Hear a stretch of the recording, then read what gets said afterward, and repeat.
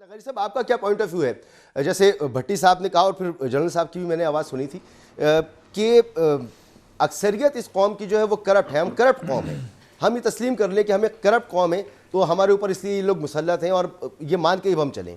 میں انتہائی دکھ سے تکلیف سے اس بات کو سنتا رہا ہوں جو بھٹی صاحب کہتے ہیں، اور بھٹی صاحب کے ساتھ مختلف اور مواقع پر بھی یہ بات ہوئی ہے، وہ پوری قوم کو کرپٹ قرار دیتے ہیں، جو انتہائی تکلیف دہ بات ہے۔ اس ملک کے عوام اور دنیا بھر میں عوام جو ہیں ان کے پاس اختیار نہیں ہوتا ہے، ان کے پاس پاور نہیں ہوتی ہے۔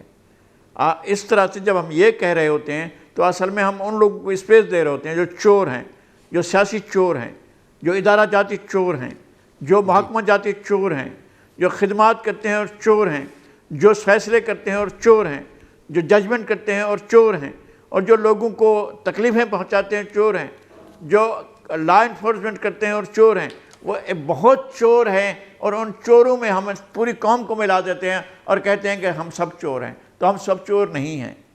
کوئی ایسا پاکستان کے عوام جو ہیں ان کے بارے میں ٹھوس یقین سے کہتا ہوں کہ وہ چور نہیں ہیں، کسی صورت میں وہ چور نہیں ہیں، ان کے پاس تو پاور ہی نہیں ہے، ان کے پاس کسی قسم کی کوئی طاقت نہیں ہے۔ ان کی بیٹی اٹھا لی جاتی ہے وہ رلتے رہتے ہیں، ان کے گھر سے چوری ہو جاتی ہے وہ در بدر ہوتے ہیں، پٹواری ان کے آ کر ظلم کرتا ہے وہ در بدر ہوتے ہیں، ایک کانسٹیبل آ کر اپنا راج بنا لیتا ہے وہ در بدر ہوتے ہیں۔ تو اس طرح سے تو نہیں چل سکتا ہے۔ آپ سوسائٹی کو اور آپ ملک کو یا قوموں کو اس طرح سے نہیں، ایک لاٹھی سے آپ ہانکیں گے نہیں، آپ لاٹھی سے نہیں ہانک سکتے ہیں۔ سارے لوگوں کو بے شمار تکالیف کا شکار ہیں، مسعود بھائی بے شمار لوگ بے شمار تکالیف کا شکار ہیں، اور تمام لوگ جو کرپٹ ہیں۔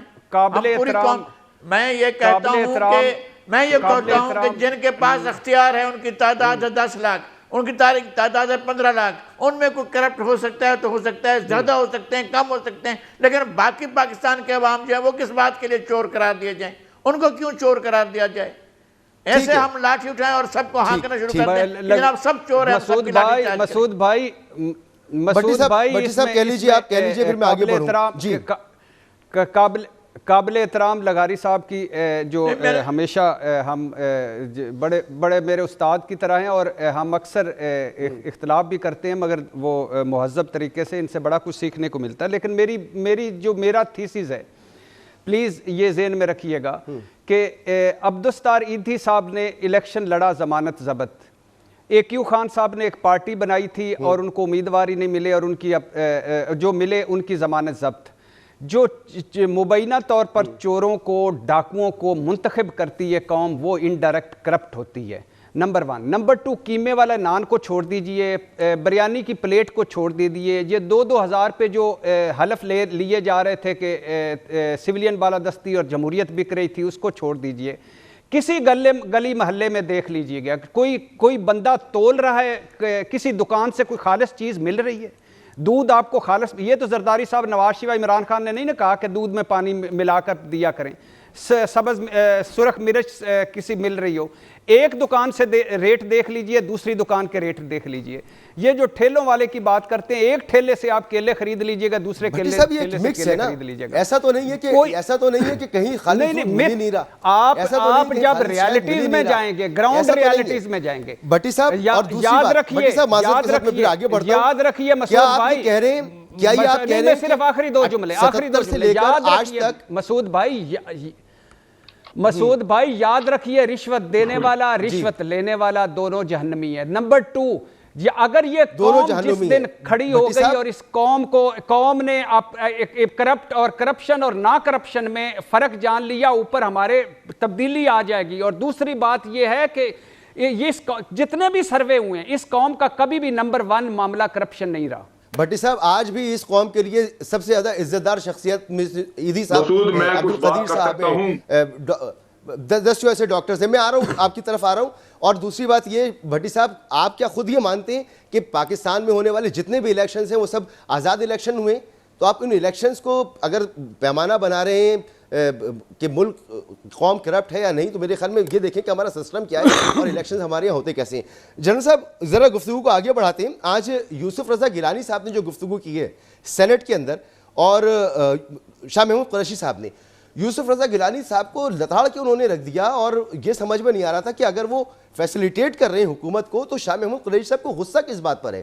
گفتگو آپ نے ابتدائی میں سنی ہوگی، کیا سمجھ میں آیا اس ساری گفتگو سے آپ کو؟ کیا میسیج دینا چاہ رہے ہیں؟ شاہ محمود قریشی نے ایک بچگانہ حرکت کی اور اپنے پاؤں پہ کلہاڑی ماری. اصل میں جو کچھ بھی کیا یوسف رضا گیلانی نے، حکومت کو تو خوش ہونا چاہیے تھا، ان کی فیور میں ہوا. یہ میں نہیں سمجھتا کہ کبھی پارٹی کی پالیسی کے بغیر یوسف رضا گیلانی نے یہ قدم اٹھایا ہوگا. پارٹی کی پالیسی یا پارٹی کی انسٹرکشنز کے مطابق اس نے کیا ہوگا. وہ ذمہ دار ہیں، پارٹی جو ان کو فیصلہ کر کے دے وہ اس پہ عمل کریں گے. اصل قصہ یہ ہے کہ جو شاہ محمود قریشی نے بچگانہ حرکت کی ہے، وہ اس نے اپنی ایک بڑا قومی مفاد کو چھوڑ کے اس نے ملتان کی سیاست پہ فوکس کیا. ملتان میں یہ دونوں ایک دوسرے کے حریف ہیں. اچھا. اور آج اس کو موقع مل گیا کہ اپنے پاؤں پہ کلہاڑی مار لینی ہے، لیکن یوسف رضا گیلانی کو جتنا بھی میں ذلیل کر سکتا ہوں کر. یہ عمران خان کو بھی اس کا نوٹس لینا چاہیے. انتہائی بے موقع، انتہائی بے وقت اور بالکل آؤٹ آف دی کانٹیکسٹ یہ آج اس نے تقریر کی جس کی میں مذمت کرتا ہوں. ٹھیک. اچھا لغاری صاحب، ایک سروے سامنے آیا ہمارے پلس کنسلٹنٹ کا، اور اس کے جو مختلف چیزیں سامنے آ رہی ہیں اس میں یہ کہا گیا کہ 26% پاکستانیوں نے مسلم لیگ نون کے 21% نے جے یو آئی فے اور 17% نے جماعت اسلامی کی اسٹیبلشمنٹ سے مبینہ ڈیل ہونے کا امکان ظاہر کیا ہے. سروے کے مطابق وزیر اعظم نواز شریف 2022 میں پاکستان آنے کے امکان کو بھی 57% لوگوں نے رد کر دیا ہے اور 12% نے ان کی واپسی کی امید ظاہر کی ہے.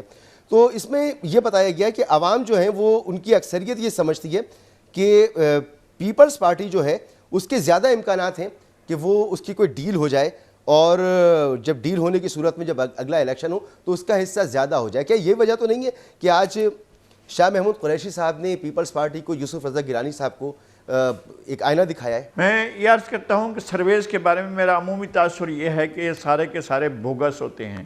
جس طرح سے بھٹی صاحب نے کہا پوری قوم کرپٹ ہے، وہ تو میں نہیں مانتا ہوں، لیکن جو سرویز ہوتے ہیں وہ بوگس ہوتے ہیں. وہ کون سے سیگمنٹ کو ٹارگٹ کر کے سروے کرتے ہیں، ان کے پاس کیا معیارات ہوتے ہیں، وہ کن چیزوں سے، کس طرح کے لوگوں سے جا کر بات کرتے ہیں، کون کون سے علاقے میں. دیکھیں دنیا میں سروے ہوتے ہیں، ان کو پتہ ہوتا ہے کہ ہم کس ایریا میں جا رہے ہیں اور ہم اس ایریا سے کون سا رزلٹ لیں گے. اچھا اب ملتان کے سروے پر چلتے ہیں جو ابھی بات ہو رہی ہے.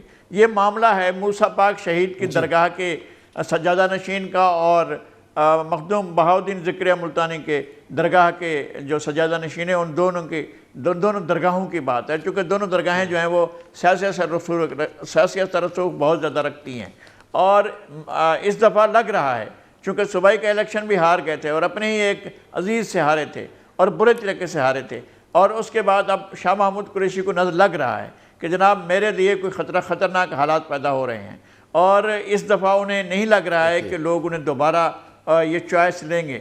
یہ ان کے ذہن میں گمان ہے، اور اس خوف سے، اس خطرے سے وہ جو ہے انہوں نے چڑھائی کر دی یوسف رضا گیلانی صاحب پر. اچھا یوسف Raza Gilani high moral ground پر کہاں پر تھے، کہاں پر نہیں تھے جب وہ نہیں پہنچ سکے تھے اور ووٹ نہیں دیا تھا؟ تو اس وقت تو یہ تو نہیں کہہ سکتے تھے انہوں نے فلور کراس کیا، انہوں نے غلط جا کر ووٹ دیا، انہوں نے ووٹ جو ہے غلط استعمال کیا، یا ووٹ جا کر دیا ہے تو جا کر حکومت کو دے دیا. یہ بات ان پر نہیں آئی. وہ پہنچے نہیں ہیں، اور پہنچے کیسے نہیں ہیں کہ جی وہ رضا ربانی کھر کی جو ہے وہ وہاں پر ان کی تعزیت کے لیے گئے ہوئے تھے. چلے بھی یہ بات سامنے آئی تھی، اور یہ بھی ان کا کہنا ہے کہ جی رات کو 12 بجے نوٹس جاری کیا گیا. چلے یہ بات بھی مان لیتے ہیں، لیکن یوسف رضا گیلانی نے اس حکومت کو ووٹ کب دیا؟ انہوں نے تو نہیں لیا ووٹ.